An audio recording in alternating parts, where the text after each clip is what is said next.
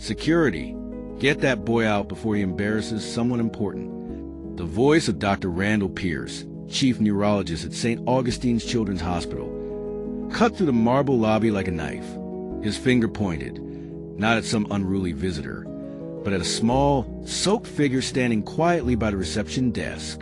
12-year-old Malik Carter had walked 5 miles in the icy January rain to get here. His hoodie was frayed. His shoes squelched water with every step. But it wasn't the cold that made his hands tremble. It was the urgency of a promise he'd made to himself. "Please, sir," Malik said, his voice calm, startling everyone within earshot. "I just want to help the girl in the wheelchair. I know how to make her walk." The air in the lobby seemed to still. Dr. Pierce, a man who built his career treating the children of the city's elite, narrowed his eyes. He didn't treat strangers. He treated clients. And this particular child? Malik was clearly homeless, too small for his age, hair uncombed, a backpack held together with duct tape. "Did you hear me?" I said security. Before the guards could move, a deep, commanding voice echoed from the east hallway. "What's going on here?" It was Senator Charles Whitman, the most powerful politician in the state and the hospital's biggest donor. Behind him, in a custom-built wheelchair, sat his 10-year-old daughter Ava. Ava had never walked a single step in her life. Born with a condition doctors had labeled permanent and untreatable, she had spent every day strapped into a seat that her father had outfitted with the latest technology money could buy. She had also, for as long as anyone could remember, worn the same blank expression, a little girl trapped in silence and stillness. But when Ava's gaze met Malik's, something happened. Her lips twitched, her eyes softened, and then, in a voice rusty from disuse, she said one single word, "Hi." Gasps rippled through the hallway. Her father froze. Nurses exchanged shocked glances. It was the first voluntary word she'd spoken in over 4 years. "Ava," Senator Whitman whispered, kneeling beside her. "What did you say?" She pointed her small hand toward Malik. "Friend." Dr. Pierce's jaw tightened. "Coincidence," he muttered. "She's reacting to novelty." "It's not." "I can help her walk," Malik repeated, eyes locked on the senator. "If you just let me try." The senator hesitated. He had seen the world's best specialists, spent millions on experimental treatments, all for nothing. But here was a boy who smelled faintly of damp concrete and rainwater, making a claim no doctor had dared to promise. Dr. Pierce stepped forward sharply. "This is absurd. She has a severe congenital condition. A homeless child is not about to fix her." But Malik's voice stayed calm. "Sir, I know exactly why Ava's never taken a step, and I think you know it too." That last line made Dr. Pierce's expression falter. Just for a split second, but Malik saw it. The guards moved in, but the senator raised a hand. "Wait, what do you mean, boy?" Malik simply said, "Let me show you. One chance. That's all I ask." In that moment, everyone in the lobby felt the unspoken tension. Why did Dr. Pierce look suddenly pale? What could a homeless boy know about a case that had baffled top neurologists for a decade? And most importantly, what would happen if the senator said yes? The senator's eyes narrowed. "Dr. Pierce, step aside. I want to hear what this boy has to say." Pierce's voice was tight. "Charles, I strongly advise." "Advise?" Whitman cut him off. "For 10 years, you've advised me while my daughter stayed in that chair. Now I'm listening to someone else." The room fell silent, except for the distant beeping of a heart monitor down the hall. Malik stepped closer to Ava, kneeling so his eyes met hers. "Hi, Ava. My name's Malik. You want to try something fun?" Her small fingers flexed against the wheelchair armrest. "It's okay, princess," the senator murmured. "You can trust him." Dr. Pierce clenched his jaw. This is a waste of time. The girl's muscles have atrophied from birth. Any movement is reflexive, not conscious. Malik didn't look at him. His voice stayed soft. "I know what they've been telling you, Ava, but I also know they've been wrong." Whitman's eyes flicked to Pierce. "Is there something you haven't told me?" Pierce bristled. "Of course not. He's a street kid guessing at." "I'm not guessing," Malik said, still focus on Ava. I know she has neural latency syndrome. It's not permanent, but if you treat it wrong, it locks the brain into thinking the body can't move. Pierce froze, because Malik had just named the exact misdiagnosis Pierce had buried in a folder marked irrelevant 10 years ago.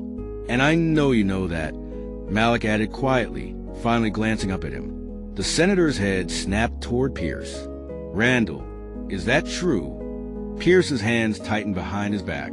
It's irrelevant. The condition is unresponsive to treatment. Not if you start the right way. Malik cut in. My mother was a pediatric neurotherapist before she died. She taught me her techniques. I've helped kids like Ava before, but you can't wait too long. Ava's eyes were wide now, following every word. The senator straightened. Show me. Pierce's face flushed. Charles, I am the chief neurologist of this hospital. If you let this child near your daughter, you could be endangering her health. And if I don't, Whitman said coldly, I could be wasting another decade. Malik opened his battered backpack and pulled out a small, spiral-bound notebook, its edges bent from years of use. Every time I see a child who can't walk, he said, I watch their eyes. The eyes always tell the truth before the legs do. He gently touched Ava's knees, her ankles, then her toes.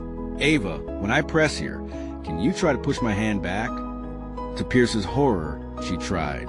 The motion was shaky, small, but deliberate. Gasps filled the hallway. Pierce's voice rose sharply. Coincidence. Involuntary muscle response. Malik looked up, calm as ever. Then you won't mind if I prove it again. He adjusted Ava's foot, then whispered something only she could hear. Her lips curved in the faintest smile. Then slowly, her toes curled. The senator's hand went to his mouth. She's responding. Malik nodded. Her brain still knows how to move. No one's been asking it the right way. The silence that followed felt like the moment before a storm. And then Ava said, clear enough for everyone to hear, I want to try standing. Dr. Pierce's knuckles whitened around the folder he was holding, because if the senator let Malik try, everything he'd hidden for 10 years was about to come crashing into the light. You want to stand, princess? Malik asked softly. Ava nodded. It wasn't a hesitant, unfocused nod her therapist knew. It was deliberate. Senator Whitman straightened, torn between excitement and fear. Is it safe? It's necessary, Malik replied, glancing toward Dr. Pierce without blinking. Pierce stepped forward, his voice hard. Absolutely not. Her bones are brittle, her joints unstable. One wrong move and... Her bones are fine, Malik cut him off. Her tests have been saying that for years. You just never told her father. Whitman turned sharply to Pierce. What is he talking about? Pierce swallowed. Old data. Irrelevant to her current condition. Malik's voice was quiet, but carried like thunder. Irrelevant or inconvenient? The senator's expression darkened. Randall answered, boy. Pierce's silence was louder than words. Malik turned back to Ava, kneeling so his face was level with hers. Ava, I'm going to help you. But you have to promise not be afraid, no matter what it feels like. Her small fingers tightened on his sleeve. Okay. He placed his hands gently under her arms. When I count to 3, lean forward like you're about to hug me. 1, 2, 3. Ava leaned, and Malik guided her weight onto her feet. Her legs trembled violently, knees wobbling like they'd forgotten what they were for. Gasps erupted. Nurses whispered. The senator's hands hovered close, ready to catch her, and then she stood, not for long, barely 5 seconds. But in those seconds, Ava's eyes widened with a joy so pure it shattered the years of stillness that had defined her life. The senator's voice broke. She's standing. Pierce's voice was sharp, desperate.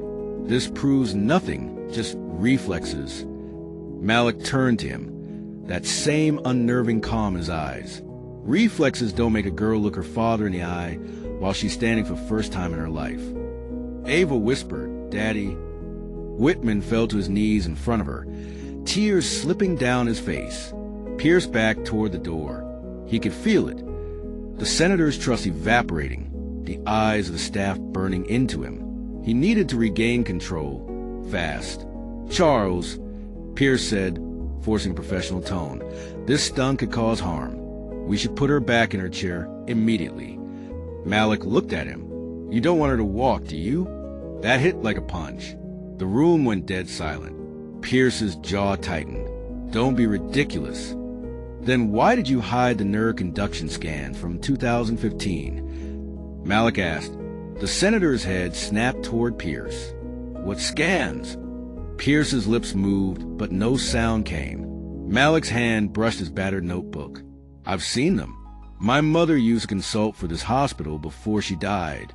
She left notes, and your signature is on the test suppression order." A murmur rippled through the room. Pierce's face flushed crimson. "That's confidential information." "You mean evidence," Malik said.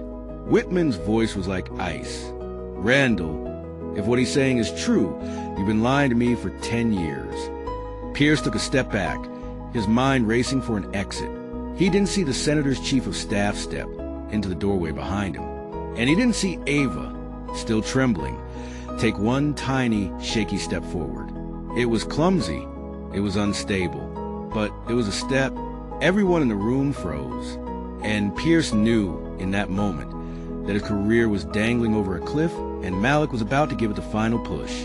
Pierce's voice was steady, but his eyes betrayed the storm inside. "Charles, you've been under a lot of emotional stress.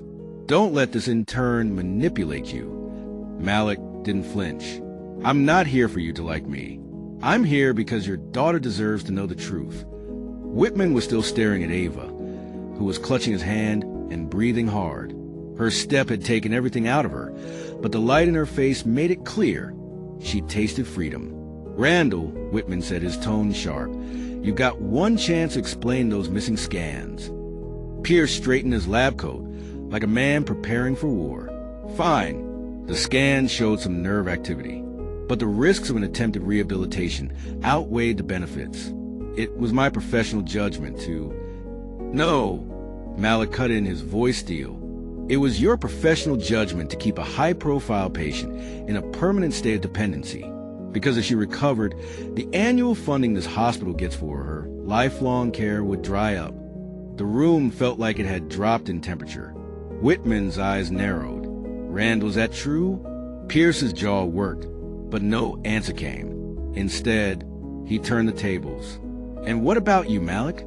You stroll in here with half a resume and a sob story, and suddenly you're a miracle worker? Why should anyone trust you?" Malik's expression didn't change. "Because I'm not afraid of you."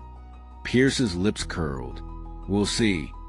That night, while the hospital slept, Pierce made calls. He dug into Malik's records, looking for leverage. Anything. A late-night email to the licensing board. A quiet conversation with security. An urgent meeting with the hospital's legal counsel. By dawn, he had a plan. Malik would be painted as reckless, dangerous, and unstable. And by the time the senator heard about it, Malik would be escorted out of the building in handcuffs. Meanwhile, Malik sat in the dim glow of the staff lounge, his battered notebook open. Inside were pages of diagrams, medical notes, and fragments of his mother's handwriting. But there was also something else, a manila folder marked Whitman Private. It wasn't about Ava. It was about her father. Malik had never wanted to use it, but Pierce had forced his hand. By mid-morning, Malik was paged to the therapy ward. When he arrived, 2 uniformed hospital security officers stood waiting. Pierce was beside them, holding a clipboard. "Malik Harris." Pierce said formally, "You're being suspended pending investigation for endangering a patient without medical clearance." A nurse nearby gasped. Ava's face appeared in the doorway, pale and frightened. Malik didn't fight. He didn't shout. He just reached into his notebook, pulled out the folder, and placed it on the nearest table. "If you're going to ruin me," he said quietly, "you should know what's inside before you do." Pierce hesitated. The senator's voice came from behind them. "I think we all should." Everyone turned. Whitman was standing in the doorway, his chief of staff at his side, his gaze locked on the folder. Malik stepped back. "Go ahead, Senator. Read it." The moment the folder opened, Pierce's plan began to crumble. And in less than a minute, the senator's entire world was about to shift. Whitman's fingers trembled slightly as he opened the folder. Inside were copies of bank transfer records, private communications, and a whistleblower statement, signed. It told a story Whitman had long suspected but never dared confirm. Randall Pierce wasn't just overstepping his medical judgment. He'd been selling access to high-profile patients, inviting pharmaceutical companies, research groups, and political donors to observe patients in vulnerable states, Ava among them, in exchange for under-the-table payments.